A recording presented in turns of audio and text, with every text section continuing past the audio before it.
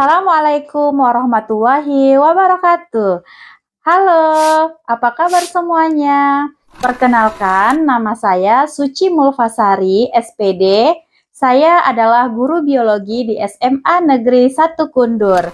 Saya merupakan peserta pembatik level 3 tahun 2024. Pada pertemuan kali ini, kita akan membahas materi tentang transport pasif yang terdiri dari difusi dan osmosis.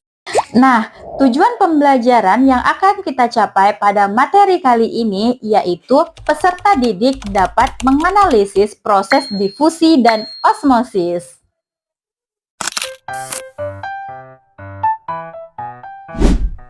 Transport pasif merupakan transfer materi, yaitu molekul dan partikel yang bersifat spontan tanpa memerlukan energi.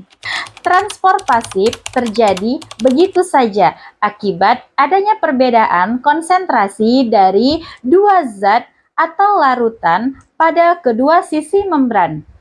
Nah, sekarang kita memasuki pada materi difusi, yang mana difusi merupakan perpindahan partikel menuruni gradien konsentrasinya, yaitu dari konsentrasi yang tinggi menuju ke konsentrasi yang rendah. Dalam difusi sederhana, penyebaran partikel terjadi secara merata. Nah, contohnya dalam kehidupan sehari-hari, ketika kita meneteskan pewarna makanan ke dalam air, maka partikel warna akan menyebar ke seluruh bagian air. Nah, jika di dalam tubuh kita, molekul yang mampu masuk ke dalam sel secara difusi adalah molekul yang memiliki ukuran kecil dan bersifat larut di dalam air atau alkohol. Contoh molekul yang demikian adalah oksigen, karbon dioksida, urea, dan asam urat. Kecepatan difusi bergantung pada suhu, ukuran, dan jenis molekul yang berdifusi. Pada akhir proses difusi, konsentrasi molekul menjadi sama di seluruh ruangan atau bisa disebut sebagai keadaan kesetimbangan. Baiklah, sekarang kita lanjutkan. Kalau tadi kita sudah membahas tentang difusi, maka kita akan melanjutkan pada osmosis. Osmosis merupakan perpindahan pelarut atau air melalui membran semi-permeabel dari konsentrasi pelarut tinggi ke konsentrasi pelarut rendah. Ingat ya, yang berpindah adalah pelarutnya seperti air. Dari yang airnya banyak atau encer ke airnya sedikit atau lebih pekat. Ada 3 kondisi yang menentukan arah perpindahan air di sel. Yang pertama ada isotonis, yang kedua hipotonis, dan yang ketiga hipertonis. Nah, kita bahas satu persatu ya. Isotonis adalah konsentrasi zat terlarut di dalam sel dan di luar sel itu sama, artinya seimbang. Nah, yang kedua adalah hipotonis, merupakan konsentrasi zat terlarut di dalam sel lebih rendah daripada di luar sel, sehingga sel akan mengalami lisis atau pecah.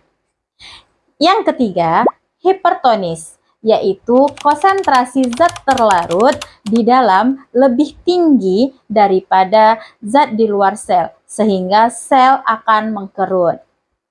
Nah, jadi ingat ya, ada 3 kondisi yang menentukan perpindahan air pada sel, yaitu pada saat kondisi isotonis, kondisi hipertonis, dan kondisi hipotonis.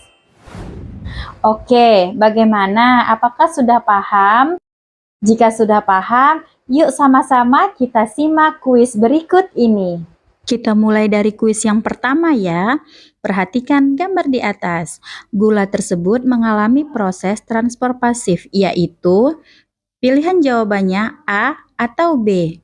Kita hitung mundur dari sekarang ya.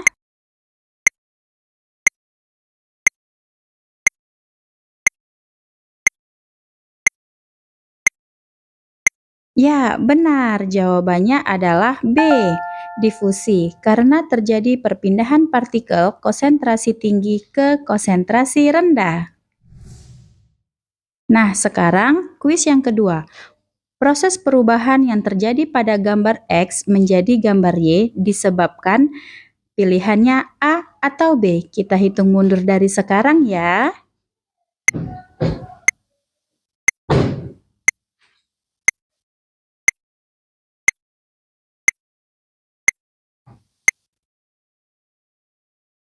Ya, pilihannya adalah A. Karena air dari larutan A masuk ke dalam bagian B, karena B bersifat hipotonik terhadap A. Bagus, semuanya menjawab kuis dengan benar. Terima kasih sudah mengikuti pembelajaran hari ini dengan baik. Kita ketemu lagi di pertemuan berikutnya. Bye-bye, sampai jumpa. Assalamualaikum warahmatullahi wabarakatuh.